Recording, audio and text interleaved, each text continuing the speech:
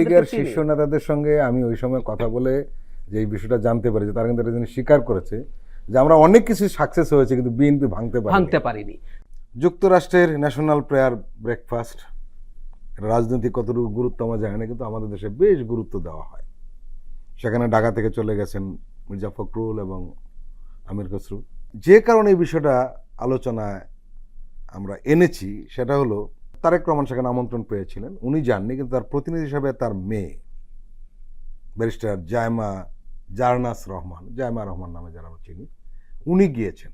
বিষয়টিকে আপনি কিভাবে দেখছেন? তারেক রহমানের ইনভিটেশন পাওয়াটা বা এখানে আরো দুই সর্বোচ্চ নেতার ইনভিটেশন পাওয়াটাতে একটা জিনিস ক্লিয়ার হয়, সেটা হচ্ছে যে আমেরিকার বর্তমান যে প্রশাসন আছে তারা বাংলাদেশের এই মুহূর্তের সবচেয়ে বড় যে রাজনৈতিক দল, সেই রাজনৈতিক দলকে তারা এন্ডোর্স করছে এবং তারেক রহমানকেও করছেন। মানে এর কিছু গুজব ছিল যে ওনার কি অবস্থা আছে, উনি কিভাবে, উনি কি আমেরিকা যাচ্ছেন না কেন, ওখানে যাচ্ছেন না কেন, নানান রকম গুজব। এবং নাম্বার 2 হচ্ছে উনি যাচ্ছেন না কেন আমি আসলে জানি না, কিন্তু উনি ওনার কন্যাকে পাঠাচ্ছেন। আমি তোমাদের কিন্তু একটা সিগন্যাল দেখতে পাচ্ছি। আমরা অনেকে পছন্দ করি না, কিন্তু আমাদের এই অঞ্চলে, বিশেষ করে আমাদের মতো জায়গায়, আমাদের মতো দেশে পারিবারিক লেগাসি রাজনীতিতে ম্যাটার করে। এটা হলো রিয়ালিটি। এটা ভালো খারাপ একটা জিনিস হয়েছে কি, সমস্যা হয়েছে কি, এই পারিবারিক লেগেসি মেইনটেইন না করলে দল থাকে না, ভেঙে যায়। আমি ওই জায়গায় আসতে চাচ্ছিলাম। আমরা তো ওটা ছাড়াও চেষ্টা করেছিলাম, কিন্তু আমরা তো পেরে উঠি নাই। শেষ পর্যন্ত দুই দলেই আসলে এটা করতে হয়েছে। দুই দলে ইন্ডিয়াতে পাকিস্তানে তো সেম। কিন্তু এখন আমাদের যে প্রশ্নটা আসলে সামনে আনতে হবে, আমাদের এই বাস্তবতাটা আরো বেশ কিছুদিন নিতে হবে। আমাদের যেটা মাথায় রাখতে হবে সেটা হলো যিনি আসছেন তিনি যথেষ্ট যোগ্য কিনা। ধরুন নেহেরুর পর যখন ইন্দিরা গান্ধী এসছে, ভারতে কেউ কি এই কথা বলেছে যে জাস্ট বাবার মেয়ে হিসাবে উনি এসেছেন? নো। খুব ছোটবেলা থেকে ইন্দিরাকে নেহেরু যেভাবে তৈরি করছিলেন, বিশেষ করে কারাগারে থেকেও উনি দূরে না থেকে মেয়েকে কিভাবে ট্রেনিং দিচ্ছেন রাজনীতি, ইতিহাস, চিঠি লিখে, সো প্রস্তুত হয়েছেন। একই কথা ধরুন রাহুল গান্ধীকে আপনি সমালোচনা করতে পারেন যে উনি ইন্ডিয়াতে যথেষ্ট ম্যাচিওরড পলিটিক্স করছে কিনা, কিন্তু রাহুল গান্ধীরও নেতা হয়ে ওঠা, তার জন্য তার পরিশ্রম, সেটা দেখার পর কিন্তু, এবং খারাপ করছিলেন কিন্তু ফাইট ব্যাক করলেন এবার মারাত্মকভাবে। এবং এর আগে উনি ভারত জোড়ো যে যাত্রা করেছেন, কি অক্লান্ত পরিশ্রম করে সেটা করেছেন।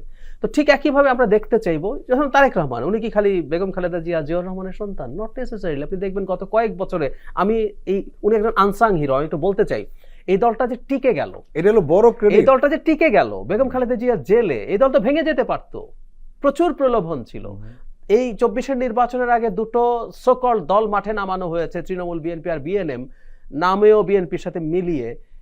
এবং আমরা তো ব্যক্তিগতভাবে আওয়ামী লীগের শীর্ষ নেতাদের সঙ্গে আমি ওই সময় কথা বলে যে এই বিষয়টা জানতে পারি যে তারা কিন্তু এটা স্বীকার করেছে যে আমরা অনেক কিছু সাকসেস হয়েছে কিন্তু বিএনপি ভাঙতে পারিনি। সো উনি যে অক্লান্ত পরিশ্রম করতো, সুতরাং উনি সন্তান, উনি আসলে নিজেই এখন রাজনৈতিক নেতা হয়ে উঠেছেন। এবং জাইমা রহমানকে পাঠানো আমার মনে হয়, আমি নিশ্চিত নই, যে ভবিষ্যতেরও একটা নেতৃত্ব তৈরি তার দিক থেকে চেষ্টা আছে। এবং আমি কিছু কিছু ক্ষেত্রে শুনেছি আরও কিছু কাজে মিস জাইমা ইনভলভ থাকেন। সো এটা একটা ভালো চর্চা বলে মনে করি। কিন্তু এখন এই যে ব্রেকফাস্ট যেটা সুবিধা হবে, এবার এই জায়গাটায় আসি, এখানে আসলে বিভিন্ন দেশের বিভিন্ন প্রভাবশালী মানুষজন আসেন। সো এটা সিম্বলিক ভ্যালু ছাড়া কিছু কাজের বিষয়ও আছে। এখানে পরস্পরের সাথে ইন্টারাকশনের সুযোগ হয়, মত বিনিময়ের সুযোগ হয়। এবং এখানে আমেরিকান বর্তমান যে সরকার আছে তাদেরও প্রতিনিধিরা থাকবেন। এবং এখানে বাই ডিফল্ট এটা একটা নিয়ম আছে, প্রেসিডেন্ট নিজে স্পিচ দেন। তবে এটা আসলে মূলত, এটার আসলে পলিটিক্যাল সিগনিফিকেন্স খুব বড়। এটা মূলত একটা ধর্মীয় প্রার্থনা সভা এবং এখানে ধর্মভিত্তিক আলোচনাই হয়। আনুষ্ঠানিকতার একটা বিরাট বড়। হ্যাঁ, ওই যে বললাম এখানে বিভিন্ন জায়গার মানুষজন আছে, সাইড লাইনে প্রচুর আলোচনা হয়, প্রচুর পরিচয় হয়, প্রচুর মত বিনিময় হয়। এগুলো ভ্যালুয়েবল, ভালো পিয়ারের একটা জায়গা, খুব ভালো জায়গা, খুব ভালো জায়গা। যেমন দাভোসে কিছুদিন আগে হলো, দাভোসের কথা হলো ফর্মাল সেশনস আছে, কিন্তু ওখানে সারা পৃথিবীর top business people, politicians, academics সবাই একত্র হয়। সো আশপাশে প্রচুর কথা, প্রচুর পিয়ারের জায়গা। এগুলো আসলে মূলত এই কারণেই হয়। ডক্টর ইউনূস যেভাবে কথা বলেছেন এবং স্বৈরাচারের অবস্থাটা কি ছিল, তারা কিভাবে এখানে গণহত্যা চালিয়েছে, এটা কিন্তু বিরাট ইম্প্যাক্ট হয়েছে, খুব বড় ইম্প্যাক্ট হয়েছে। এবং উনি ওটা ওন করেন, শুধু বলা না, আপনি ওনার বলা দেখবেন, উনি ওনার ইমোশন দেখবেন, মানে হি ফিলস। উনি এটাই চেয়েছিলাম আমরা, যে আমাদের এই পুরো ব্যাপারটাকে যিনি ওন করেন, ওটা বোঝা যায় প্রতিবার। আজকে তো 6 মাস কেটে গেছে, ওনার ওই আবেগ কিন্তু আমরা এখনো পুরোপুরি দেখছি।